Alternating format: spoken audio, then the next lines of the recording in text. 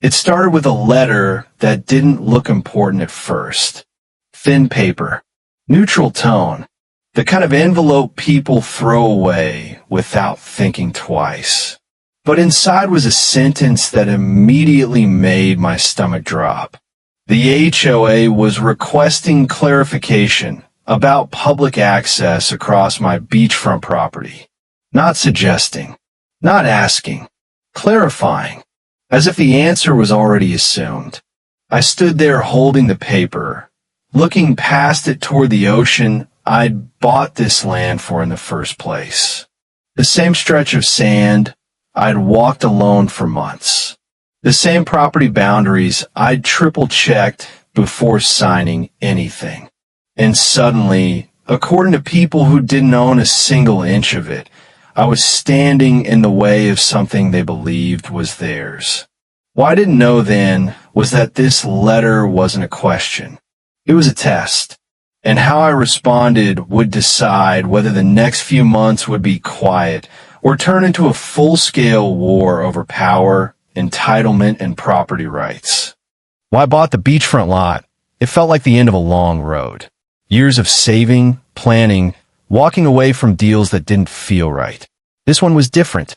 Clean title, clear survey, no easements, no shared access, no hidden clauses buried in the paperwork. Just land, sand, and water, mine outright. The neighborhood itself looked peaceful enough. A gated coastal community with manicured landscaping and carefully enforced aesthetics. The HOA was visible but not aggressive at first. Standard rules, landscaping guidelines, quiet hours, nothing unusual. I followed everything by the book, not because I was afraid of fines, but because I didn't want trouble. For a while, everything stayed quiet. I started improving the property slowly. Not building yet, just preparing. Marking boundaries, clearing debris, putting up discreet signage that identified the land as private. Nothing confrontational, just factual. And that's when the attention started. At first, it was subtle. Neighbors walking closer than they needed to. Lingering, looking past the signs. A few people crossing the sand anyway. Acting as if nothing had changed. I didn't confront anyone. I assumed old habits were dying slowly. Then came the second letter. This one wasn't neutral.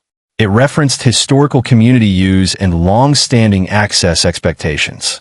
Phrases that sounded official but meant nothing legally. The HOA claimed residents had always crossed this stretch of land to reach the water and that my signage was disruptive to community harmony. I reread the letter multiple times. No citations, no documents, just assumptions framed as authority. I responded calmly, provided copies of the survey, the title report, the closing documents. I explained, politely, that there was no public or community easement, that access points existed elsewhere, that I wasn't blocking the beach, just protecting what I owned. The reply came faster than expected. Now the tone had changed. The HOA insisted that regardless of paperwork, the community had rights established through long-term use. They requested a meeting, not to discuss, but to resolve non-compliance. That word stuck with me. Non-compliance. As if ownership itself was a violation. The meeting didn't resolve anything. It escalated everything. Within days, the HOA issued a notice of violation. They claimed my signage violated aesthetic guidelines. Then another notice claiming my boundary markers were confusing. Then another suggesting I was interfering with community access traditions. Each notice came with a deadline. Each deadline came with the threat of fines. I responded to every single one, calmly, in writing, with documentation attached. They responded with silence. And then the fines began, small at first, then larger, accumulating weekly. Each one referencing rules that had nothing to do with property access, but everything to do with pressure. Landscaping discrepancies, sign dimensions, placement issues. They weren't trying to win legally. They were trying to exhaust me. The tension grew heavier by the week. Neighbors started avoiding eye contact. Some looked annoyed. Others looked uncomfortable. A few still crossed the property openly, as if daring me to react. I didn't. I documented everything instead. Emails turned sharper. The HOA demanded I restore access. They suggested compromise.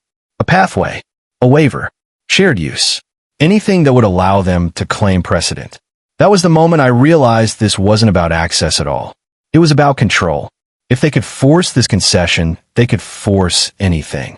I refused. The HOA escalated again. Legal language appeared. References to enforcement action, threats of liens, words designed to scare, not to clarify. So I stopped reacting emotionally.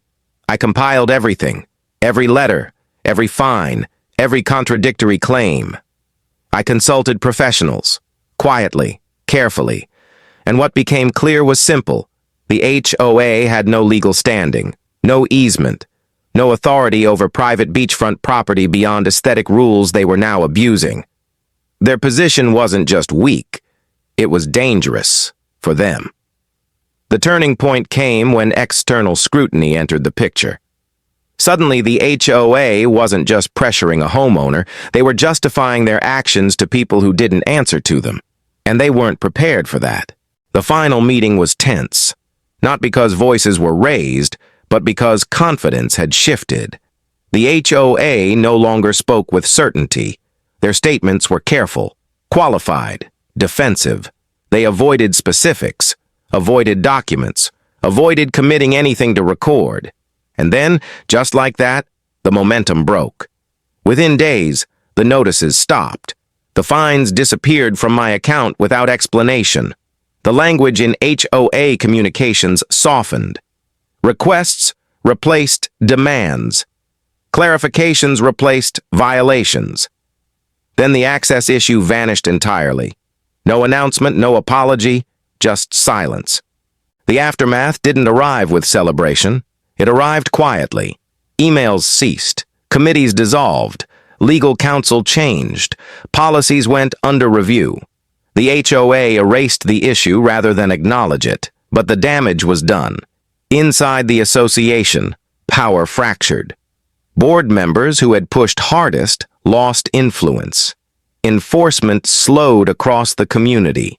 Residents became more cautious, more inquisitive.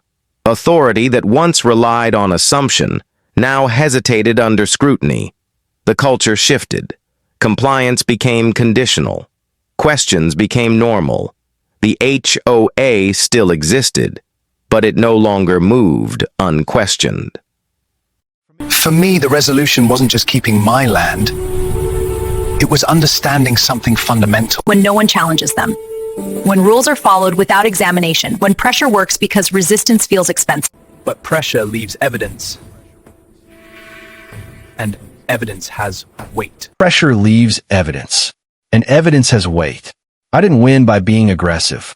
I won by being consistent, by documenting everything, by refusing to trade ownership for convenience. The land remained private. The signage stayed. The access issue never returned. Life settled back into routine. But beneath the calm, something had changed. The HOA had learned its limits. The neighborhood had learned its rights. And I had learned that ownership means nothing if you're unwilling to defend it. Because when authority mistakes habit for entitlement and rules replace reason, the real question isn't whether you're allowed to push back. It's whether you're willing to let someone else decide how much of what you own is really yours.